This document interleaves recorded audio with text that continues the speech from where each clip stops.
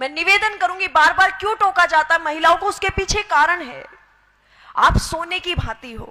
वो कहती कि पुरुषों को भी टोकिए, ये भी तो शॉर्ट्स पहन करके गली में वॉकिंग करने के लिए चले जाते हैं, हमें क्यों टोका जाता है? तो ध्यान देना, इसके पीछे बहुत गहरा रीजन है, शायद आप समझ पाओ।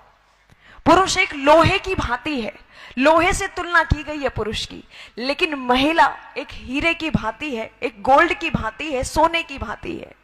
आपने देखा होगा, आप यहां से बाहर निकलेंगे, लोहा आपको कहीं भी पड़ा मिल जाएगा।